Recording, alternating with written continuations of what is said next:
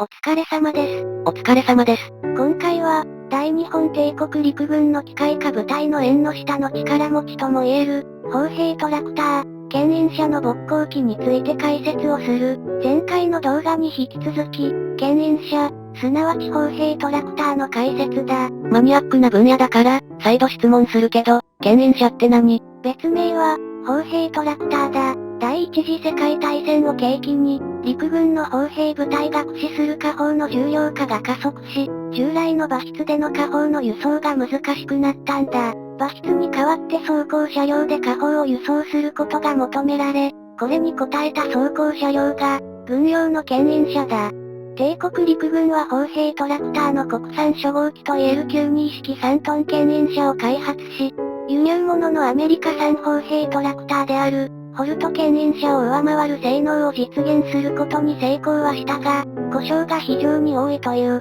ある意味実践的には致命的な特徴も同時に実現してしまったので、次の砲兵トラクターを開発する必要に迫られた。まあ初号機だから、技術人も手探りだろうし。次に帝国陸軍が開発し、実戦投入した砲兵トラクターは、92式5トン牽引車だ。2トン増えたな。この92式5トン牽引車の相棒というか、砲兵トラクターという名称が示す通り、牽引をする大砲が想定されていた。国産2号機である92式5トン牽引車が牽引する大砲は、92式式10センチカノン砲だ。92式10センチカノン砲の開発経緯は、カノン砲を牽引する動物や装甲車両とも関係している。動物？馬筆だ。92式10センチカノン砲の前身は、これも帝国陸軍が開発した14年式10センチカノン砲だ。14年式10センチカノン砲は、日本で初めて砲兵トラクターによる牽引を想定して設計された、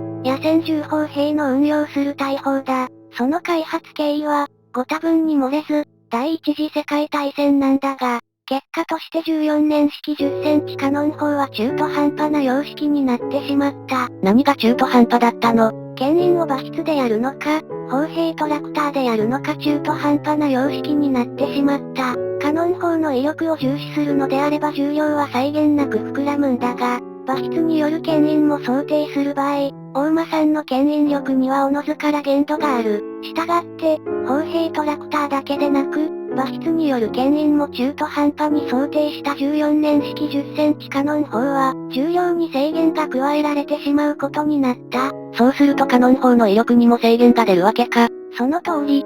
戦場での大砲の威力は、大砲自体の性能だけでなく、大砲を牽引する存在の力によっても規定をされるという関係にあるんだ。14年式10センチカノン砲は終戦まで運用はされたんだが、帝国陸軍の砲兵部隊としては、牽引力に限度がある馬筆ではなく、より強力に牽引ができる砲兵トラクターを開発し、それによって牽引可能となる重量十分の強大な野戦銃砲が欲しい、という流れになるわけだ。その要望に応えたのが、92式式10センチカノン砲と、92式5トン牽引車というわけか。92式5トン牽引車の画像を頑張って探したが、戦車や戦闘機に比べてマニアックな車両のため、使える画像がなく、前身の3トン牽引車の画像を貼っておく。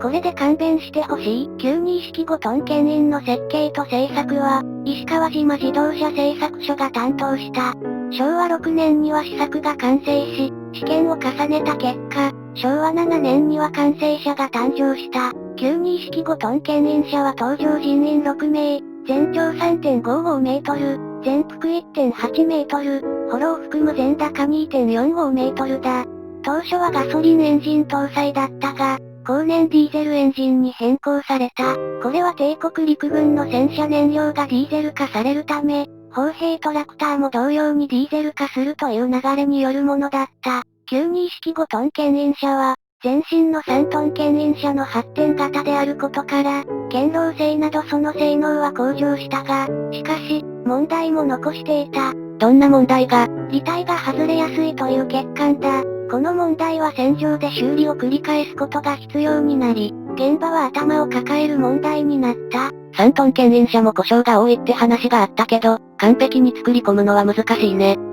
なので帝国陸軍は、5トン牽引車にさらに改良を加えた牽引車を続々と開発することになる。牽引車の開設も今後は予定しているが、戦車や装甲車両を中心にした機構情報号チャンネルだけでなく、大日本帝国陸軍の軍人、作戦、教育などの解説チャンネルである、秋田号というチャンネルもやっているので、概要欄にリンクを貼っておくので興味のある方は機構情報号のチャンネル登録だけでなく、秋田号もご覧ください。ここまで見てくれた人、ありがとう。機構情報号と秋田号のチャンネル登録をよろしくお願いします。